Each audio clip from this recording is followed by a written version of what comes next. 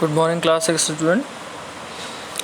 Today we are going to start a new chapter of history, and the chapter name is From Hunting, Gathering to Growing Food. Last time हम ये देख रहे थे कोई चीज़ कहाँ होती है, कैसे होती है और कब होती है. हमने डेट्स के बारे में जाना और BCED के बारे में समझा, डेट्स के बारे में जाना. और जब नेक्स्ट चैप्टर की तरफ आप बढ़ रहे हैं तो आप देखेंगे कि हम अपनी उस टाइम की चीज़ों को मतलब पहले हंटिंग और गैदरिंग तो करते ही थे. अब बात आएगी फूड उगाने की तरफ से, ठीक, जैसे ग्रेन्स वगैरह आपकी सारी चीज़ होती हैं. तो मेन बात है कि हम लोग आज इस टॉपिक पे पहुँचे हैं. तो हम मेनली बात करेंगे इस चीज़ के लिए कि जो भोजन था उसको बनाने से पहले उसका ग्रो करना, उसका उगाना, खेती वगैरह, ये सारी चीज़ें. अब ये इतने हज़ार साल पहले ही किस तरह की चीज़ें थी उनके बारे में हम यहाँ से जानना शुरू करेंगे. तो हम लोग ज़रा यहाँ से स्टार्ट करते हैं students. The earliest people, Y were they on the move. मतलब उस टाइम की अगर बात की जाए तो अर्लीस्ट पीपल उन्हीं लोगों की बात है जो कि शुरुआत में ही थे. आज से 2500 साल पहले, 3000 साल पहले वो शुरुआती लोग जिन्होंने अपनी लाइफ को एक कॉमन तरीके से जीना शुरू किया था. So why were they on the move. अब मतलब वो चलते फिरते रहते थे या उनका नेक्स्ट कदम क्या था, उस चीज़ के बारे में बात हो रही है. हम लोग स्टार्ट करेंगे. We know about people who lived in the sub continent as early as 2 million years ago. अब 2 मिलियन की बात हो रही है. अब पहली चीज़ तो ये है कि स्टूडेंट्स के 1 मिलियन में 10 लाख होते हैं. अब 10 लाख होते हैं तो 2 मिलियन की बात हो गई, तो इसका मतलब 20 लैक्स ईयर्स अगो की बात हो रही है. ये उस टाइम की बात हो रही है. सब कॉन्टिनेंट बेटा इंडिया और उसके आसपास की कंट्रीज़ के लिए यूज़ होता है, ये आप थोड़ा सा जान लें. अब जैसे इंडिया में पाकिस्तान आ जाएगा, उधर आसपास अफ़गानिस्तान आ जाएगा, बांग्लादेश आ जाएगा, श्रीलंका आ जाएगा, नेपाल आ जाएगा. तो ये पूरा मिला के एक सब कॉन्टिनेंट बनता है. मतलब ज्योग्राफी में इस वर्ड को और भी क्लियरली हमने समझाया है. फिर आगे मैप क्लास आएगा तो आपकी चीज़ें और भी अच्छे से क्लियर हो जाएंगी. Okay, today we describe them as a hunter gatherer. 20 lakh साल पहले जो लोग हैं आज हम उन्हें हंटर या गैदर के रूप में याद करते हैं. The name comes from the way in which they got their food. अच्छा, बात यह हंटर गैदर मतलब शिकार करना है, फिर गैदरिंग साथ साथ रहते हैं, साथ साथ बीनते हैं, फल फ्रूट वगैरह शिकार सारी चीज़ें साथ करते हैं. तो वहीं से वो उनको उनका नाम मिला हुआ actually. Generally they hunted wild animals, caught fish and birds, gathered fruits, roots, nuts, seeds. अच्छा, ये क्वेश्चन 2 पार्ट में जैसे इस चीज़ को हम डिवाइड करें बच्चों. जैसे जनरली यानी आम तौर पे वो जो जंगली जानवर वाइल्ड एनिमल्स हैं उनका शिकार करते हैं, कॉट फिश मछलियों को पकड़ते हैं और बर्ड्स को पकड़ते हैं. इन्हीं से वो अपना भोजन तैयार करते हैं. नॉन वेज थे उस टाइम के लोग, क्योंकि दाना या अनाज वगैरह उन्होंने सीखा नहीं था. अभी आप धीरे धीरे पढ़ेंगे कि उन्होंने वो चीज़ें सीखी. और क्या चीज़ें इकट्ठी करते थे बेटा, फल फ्रूट्स वगैरह, रूट्स से मतलब है जैसे आप पोटैटो खाते हो, ठीक है, आप रेडिश और कैरेट खाते हैं जो कि ज़मीन के अंदर होता है, उसके ऊपर का जो पार्ट होता है वो आप कम खाते हैं. हालांकि गाजर और मूली के ऊपर की चीज़ें भी खाई जाती हैं, बट आलू की नहीं खाई जाती हैं. बहुत सारी चीज़ें की नहीं खाई जाती हैं, लेकिन तो वो रूट्स की तरह यूज़ होते हैं वो सारी चीज़ें. नट्स हैं, आप नट्स आज भी बहुत खाते हैं. बीज वगैरह, लीव्स, पत्तियाँ, अंडे और ये सारी चीज़ें वो खाते थे बीन के, ये सारी चीज़ें. Hunter gather move from place to place. They are many reasons for this. अच्छा, वो एक जगह से दूसरी जगह जाते ही रहते थे. इसके कारण भी बहुत थे. पहला कारण तो बेटा यही था कि उनके पास ग्रो करने के लिए कोई ऐसी फसल नहीं होती थी, क्रॉप्स नहीं होती थी, ठीक है. अब क्या क्या रीज़न थे, रीज़न्स को पढ़ेंगे. फर्स्ट रीज़न देखिए, फर्स्ट रीज़न है if they had stayed at one place for a long time they would have eaten up all the available plants and animals resources. सबसे बड़ी बात ये है कि अगर वो एक ही जगह रहेंगे तो वो वहाँ के आसपास कितने रिसोर्स हैं वो सब खा जाएंगे. तो उन्हें इस बात का डर रहता था कि जब एक जगह की सारी चीज़ें खा जाएंगे और हम दूसरी जगह मूव करेंगे तो वहाँ भी खा जाएंगे, तो वहाँ पीछे वाली जगह पे टाइम बहुत कम लगेगा, टाइम बहुत ज़्यादा लगेगा और फिर हमको अगेन क्या मिलेगा। तो therefore they would have to go elsewhere in the search of food, इसलिए उन्हें दूसरी जगह जाना होता था ताकि उन्हें वो पूरा खाना प्राप्त होता रहे। अच्छा, सेकेंड रीज़न देखिए। सेकेंड रीज़न में क्या, animals move from place to place either in search of smaller prey or in the case of deer and wild cattle in search of grass and leaves. अच्छा, सबसे बड़ी बात क्या है, वो तो जानवर खाते हैं, लेकिन जानवर जो होते हैं बेटा वो तो एक से दूसरी जगह जाते रहेंगे ना। स्मॉल प्रे का मतलब, वैसे तो प्रे पढ़ेंगे इसको, प्रे मतलब शिकार, छोटे छोटे शिकार। भाई हर बड़ा जानवर अपने छोटे शिकार के जानवर को खा करके खाता है, और जो वो जानवर होते हैं वो कहीं ना कहीं ये वाइल्ड डियर और कैटल्स, और वो जो कैटल वाले एनिमल हैं, चाहे आप हिरन की बात करो, चाहे आप गाय की बात करो या भैंस की बात करो, किसी भी बात, वो घास वगैरह पे डिपेंड है।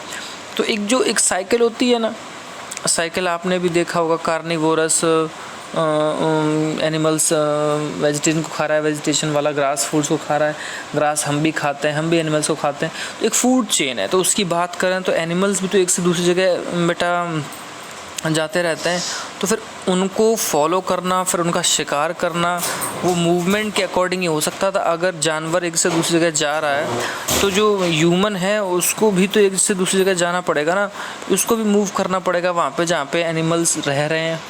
तो ये मतलब एक सबसे बड़ा रीज़न था कि एक जगह से दूसरी जगह जाने के लिए जो हंटर गैदर्स है वो जगह मतलब अपनी छोड़ देते थे, दूसरी जगह जाते थे इन search of food, in search of animals and what ever.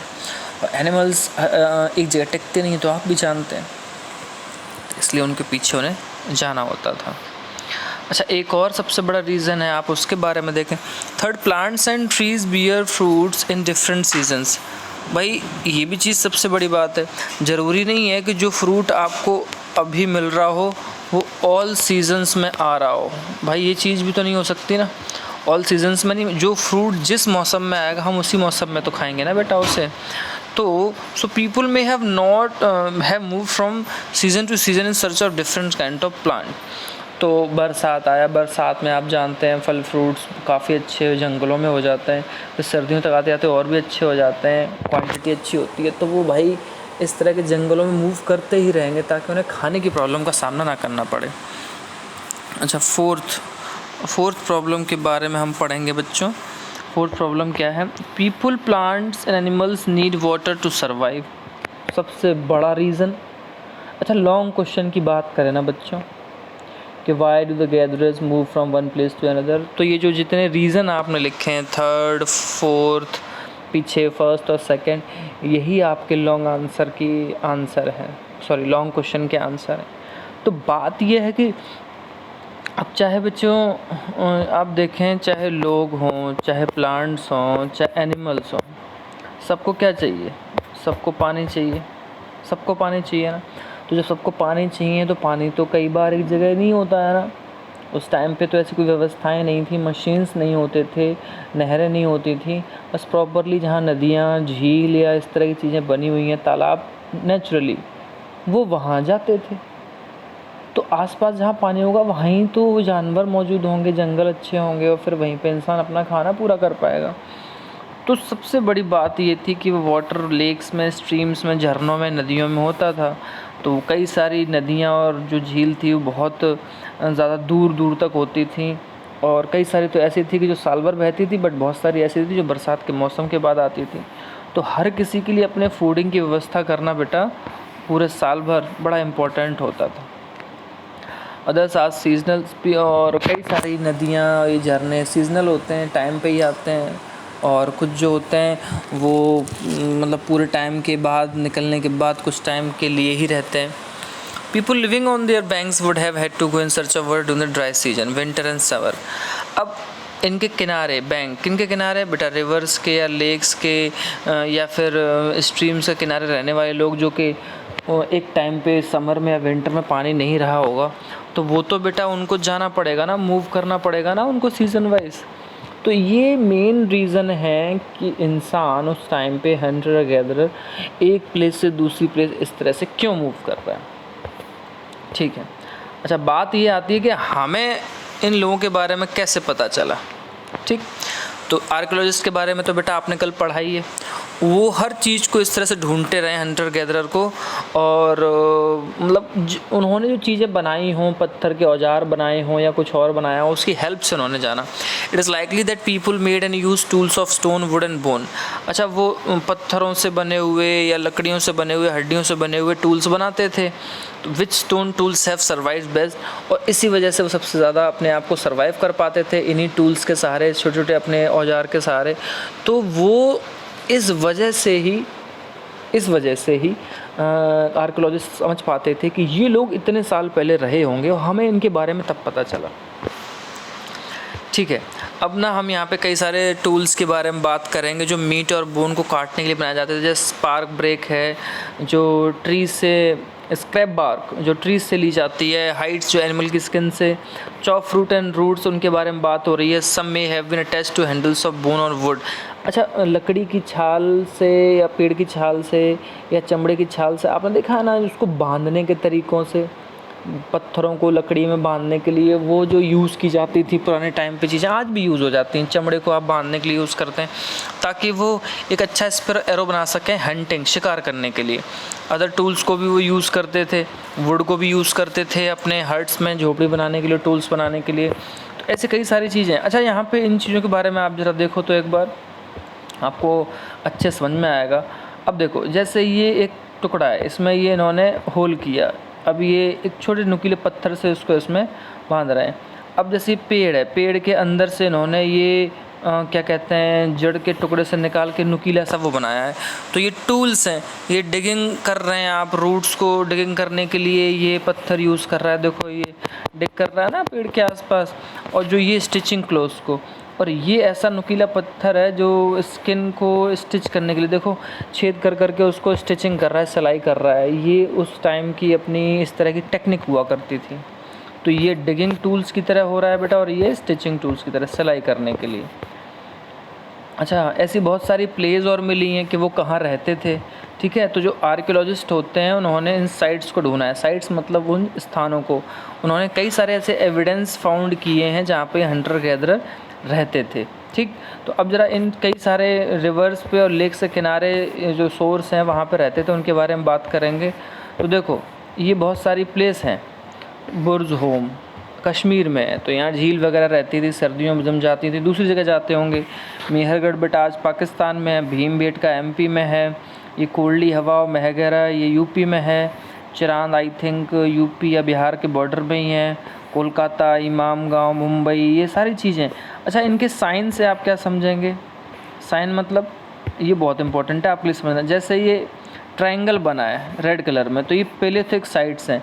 अब ये पैलियोलिथिक, न्यूलिथिक, मेगालिथिक, इन चीज़ों के बारे में आप जानेंगे। आप इसको सिर्फ ऐसे समझ लो कि पैलियोलिथिक, न्यूलिथिक और मेगालिथिक टाइम के अकॉर्डिंग 3 क्लास में डिवाइड किया है कि कोई पुराना था, फिर उससे भी पुराना, और फिर सबसे पुराना। तो आप मेगा, नियो और प्लीथी को अभी पढ़ेंगे। पय्यमपल्ली, ब्रह्मगिरी ग्रीन कलर में, और ये अर्ली विलेजेस हैं, जैसे इनाम गांव है तो अर्ली विलेजेस के बारे में। मॉडर्न सिटीज़ हैं मुंबई, कोलकाता, उनके बारे में। तो अब आप पैलियोलिथिक साइड, न्यूलिथिक साइड और मेगालिथिक साइड देखेंगे ना, रेड, ब्लू और ग्रीन और ये वॉयलेट, तो ये सारी वो जगह हैं बेटा जो एक टाइम पे हुआ करती थी। और ये सारी जगहों को अगर आप नोटिस करेंगे ना, अगर सर्च भी करें खुद से, तो आप पाएंगे कि इनके किनारे या इनके आसपास नदियाँ हैं, झीलें हैं, वाटर रिसोर्स था। ठीक, तो ये सारी चीज़ें हैं। आप एक पेंटिंग देख सकते हैं वहाँ पे, रॉक पेंटिंग्स का, और वो हमें क्या दिखाती हैं? वो दिखाती हैं कि कोई इंसान है, वो किसी जानवर का शिकार कर रहा है। पेंटिंग है रॉक शेल्टर, मतलब जो पत्थर की बनी हुई गुफाएं हैं, उनके अंदर इस तरह की बहुत सारी पेंटिंग्स जो हैं फाउंड हुई हैं। और भीमबेटका में ऐसी बहुत सारी जगह हैं। ठीक, ये नर्मदा वैली के पास है, वहाँ पे शेल्टर, ये लोग रेन और हीट ऑफ विंड, जब तेज़ हवाएं, आंधी तूफान, सर्दी, बरसात आता तो ये इन गुफाओं में ही शरण लेते थे। और ये यहाँ पे क्या कहते हैं, कार्व्ड आउट किया करते थे पेंटिंग्स को। अच्छा, ये नेचुरली केव्स हुआ करती थी, मतलब नेचर की फॉर्म में पहले से बनी हुई गुफाएँ होती थी, उसमें रहते थे। ठीक, तो मुझे लग रहा होगा कि आपको बहुत इंटरेस्ट भी आ रहा होगा। अब ये इस तरह की आप वो देखो, इस पे कुछ कलरफुल चीज़ें बनी हुई हैं, आप देख सकते हैं, है ना। ये नेचुरली गुफाएं हैं बेटा। ये भीमबेटका का आपका क्या कहते हैं वो बताया हुआ है कि वो एक जगह है मध्य प्रदेश में। ये एग्ज़ाम्पल हैं जहाँ पे पेंटिंग्स हुई हैं केव्स पे। और साउदर्न उत्तर प्रदेश में भी हैं, और हालांकि भीमबेटका साउदर्न उत्तर प्रदेश के नीचे ही है। और ये हमें बताती हैं कि उस टाइम का आदमी किस तरह का स्किल था, क्या एक्यूरेसी थी और किस तरह की चीज़ें वो बना लेता था। हमें इससे ये चीज़ें पता चलती हैं। तो ठीक है, एक वर्ड है साइट्स। साइट्स का मतलब क्या होता है? ये वो जगह होती हैं जहाँ रिमेन्स ऑफ थिंग्स जैसे टूल, पॉट्स, बिल्डिंग वगैरह पाई जाती हैं। आप मेरी बात समझ रहे हैं? पुरातन स्थल, पुराने स्थल, पुराने स्थान मतलब पुराने स्थान जहाँ पे कोई टूल, स्पॉट, बिल्डिंग्स मिला। जैसे भीमबेटका की गुफाएं हैं तो वो एक साइट है। These were made, used and left behind by people. लोगों ने इसको बनाया होता है, वहाँ रहते हैं, फिर इसको छोड़ के चले जाते हैं। This may be found on the surface of the earth, buried in the earth, on sometimes even under water. Sites बेटा हर तरह पाई जाती हैं। समुद्र में भी, पानी के नीचे भी, नदियों के नीचे, ज़मीन के नीचे कई बार यूँ ही हमें मिल जाती है। आप ये सारी चीज़ों के बारे में नेक्स्ट चैप्टर में पढ़ेंगे। तो ये साइट्स को थोड़ा सा आप नोट्स की तरह ज़रूर लिख लेना, ठीक। बाकी छोटी छोटी चीज़ें जो आपने जानी है वो हम आपको बता चुके हैं, समझा चुके हैं, उनको आप लिखिएगा। फर्स्ट चैप्टर के जो क्वेश्चन आंसर्स हैं वो हम आपको कराएंगे, आप निश्चिंत रहिएगा, घबराइएगा नहीं। बट ये थोड़ा धीरे धीरे आप चैप्टर्स को लेके आगे बढ़ाइए। लिखवाने की कोई टेंशन आप बिल्कुल ना लें, बस नोट्स ज़रूर आप प्रिपेयर करते रहो। कोशिश ये करें कि जो आपके नोट्स हैं वो आप खुद प्रिपेयर करते रहें अच्छे से। आपको खुद कोई भी दिक्कत नहीं आएगी, हम अच्छे से सारी चीज़ों को कवर अप कर रहे हैं। Okay 6th class, thank you, have a nice day.